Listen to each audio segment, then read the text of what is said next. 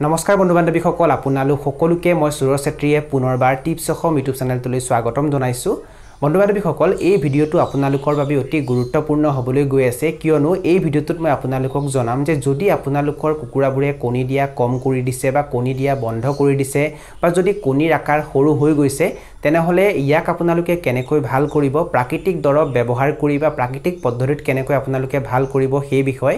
এই ভিডিঅটো আপোনালোকে প্ৰথমৰ পৰা শেষলৈ ভালকৈ চাব আৰু যদি আপোনালোকে এই চেনেলটোত প্ৰথমবাৰ আহিছে তেনেহলে চেনেলটো সাবস্ক্ৰাইব কৰি ওচৰতে থকা বেল ঘণ্টিটো প্ৰেছ কৰি দিব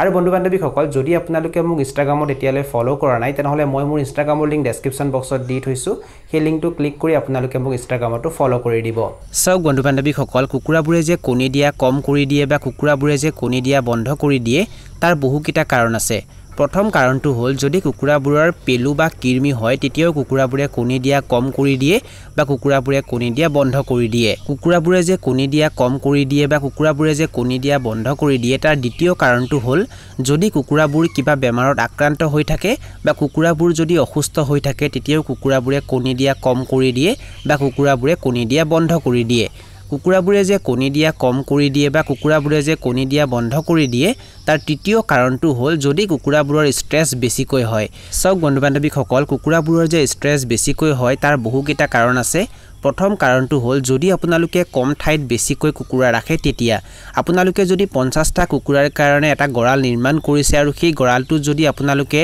80টা বা 100টা কুকুৰা ৰাখে তেতিয়াও কুকুৰাবোৰৰ ষ্ট্ৰেছ বেছিকৈ হয় কুকুৰাবোৰৰ যে ষ্ট্ৰেছ বেছিকৈ হয় তাৰ দ্বিতীয় কাৰণটো হ'ল যদি আপোনালোকে কুকুৰাবোৰক লেতেৰা ঠাইত ৰাখে তেতিয়া বা কুকুৰাৰ গড়ালটোত যদি এমোনিয়া গেছৰ সৃষ্টি হয় তেতিয়া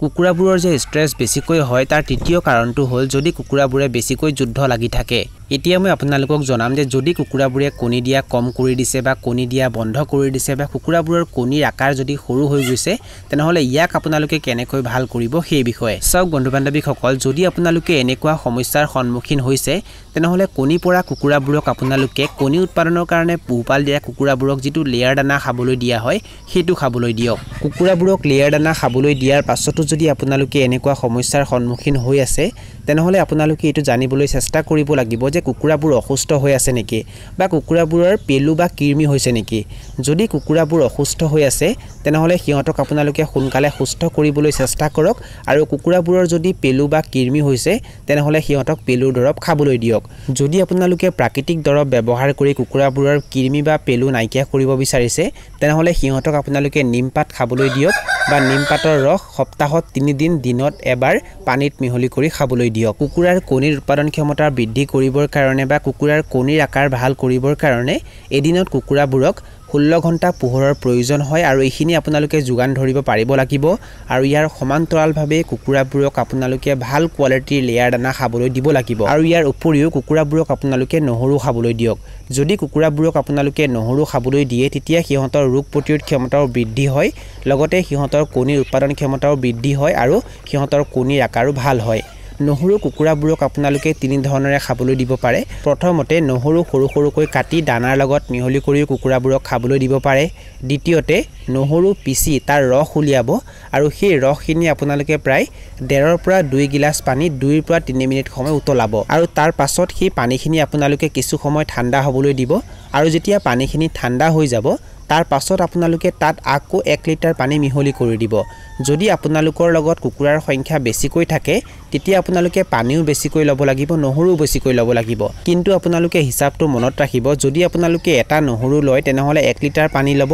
যদি আপোনালোকে দুটা নহৰু লয় তেনেহলে 2 লিটাৰ পানী ল'ব যদি আপোনালোকে এনেকৈ কুকুৰাবোৰক নহৰু খাবলৈ দিব নিবিচাৰে তেনেহলে নহৰুৰ পাউডাৰো কুকুৰাবোৰক খাবলৈ দিব পাৰে তাৰ কাৰণে আপোনালোকে অনলাইন যোগে নহৰুৰ পাউডাৰ ক্ৰয় কৰিব পাৰে নাইবা নিজেও নহৰু শুকুৱাই তাৰ পাউডাৰ বনাই কুকুৰাবোৰক খাবলৈ দিব পাৰে যদি আপোনালোকে কুকুৰাবোৰক নহৰুৰ পাউডাৰ খাবলৈ দিব বিচাৰে তেনেহলে 1 কেজি দানাৰ হিচাপত আপোনালোকে প্ৰায় 10 পৰা 12 গ্ৰাম নহৰু পাউডাৰ ল'ব আৰু সেইটো দানাত মিহলি কৰি কুকুৰাবোৰক খাবলৈ দিব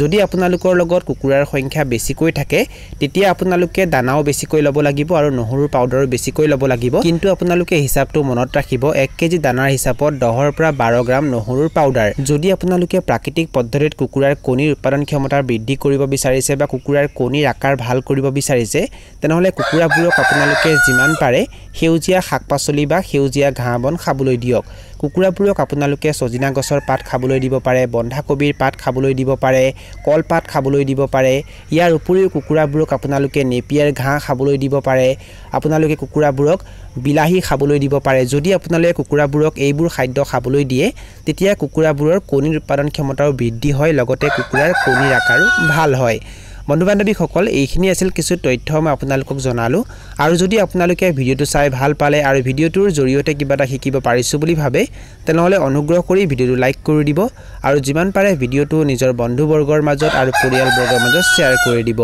এই ভিডিঅ'টো এইখিনিতে সামৰণি মাৰিছোঁ। ধন্যবাদ।